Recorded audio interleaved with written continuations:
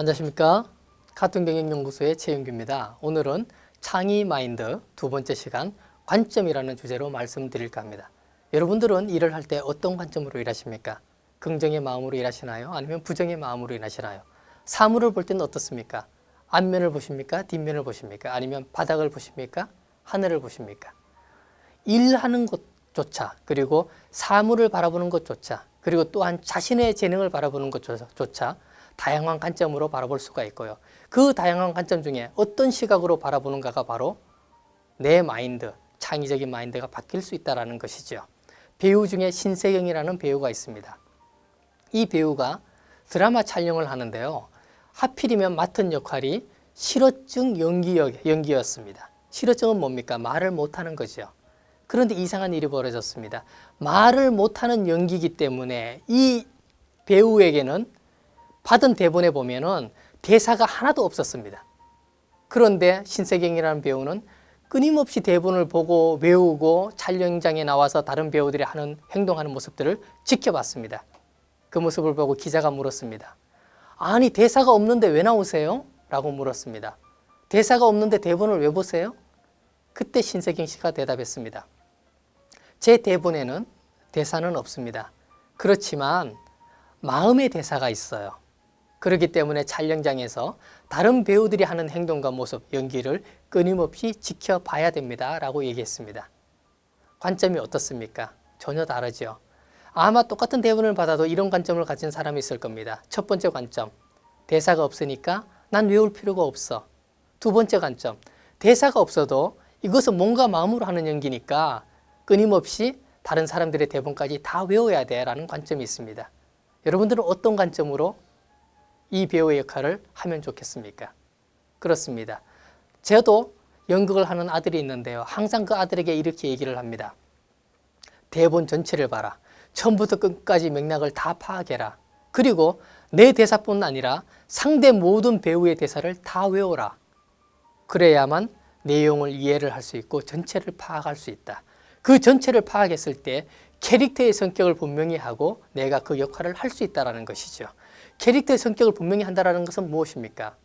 그 역에 맞는 창의적인 마인드, 창의적인 역할을 내 스스로 개발해낼 수 있다는 것을 뜻합니다. 자, 그와 같은 관점으로 우리가 또 다른 예를 한번 들어보겠습니다. 어떤 아파트가 있었는데요. 그 아파트의 앞쪽은 양지인데 그 양지 쪽에는 주차장이 있었습니다. 그런데 이 아파트의 뒤쪽은 음지였습니다. 그런데 그 음지에는 아이들 놀이터가 있었습니다.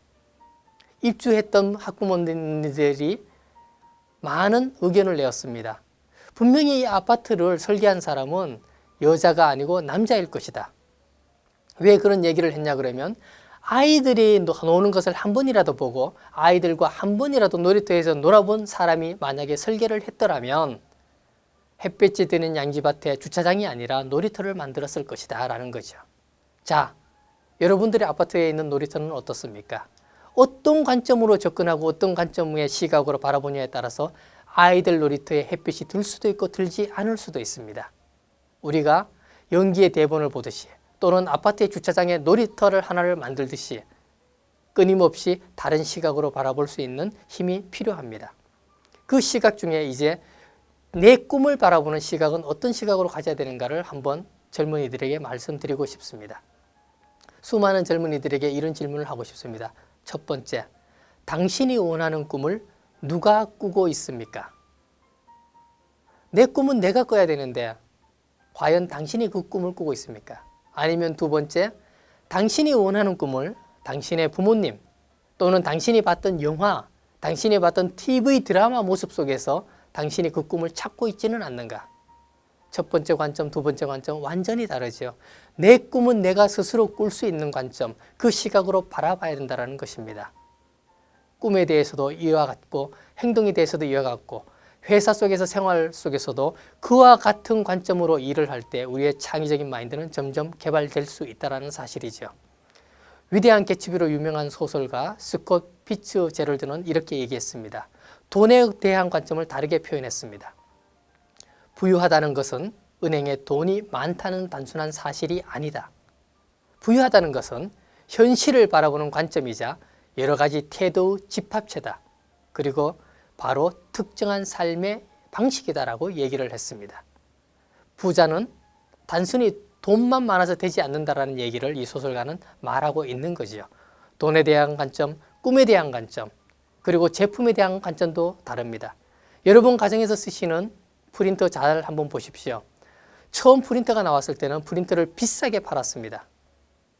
그런데 추후에 나왔던 그 뒤에 나왔던 프린터 회사들은 정책을 바꿨습니다. 프린터를 헐값에 주자. 그리고 잉크를 팔자. 결과는 후발주자가 훨씬 더 성공했다는 예를 여러분들은 보실 수 있습니다. 똑같은 거지만 다르다라는 거죠. 우리가 기업체가 중국에 진출할 때도 마찬가지입니다. 어떤 기업체들은 이렇게 얘기합니다. 중국은 우리보다 10배 이상 못 살아. 10배 이상 못 사니까 소득 수준이 낮아. 소득 수준이 낮으니까 싸구려를 갖다 팔아도 돼라고 얘기를 했습니다.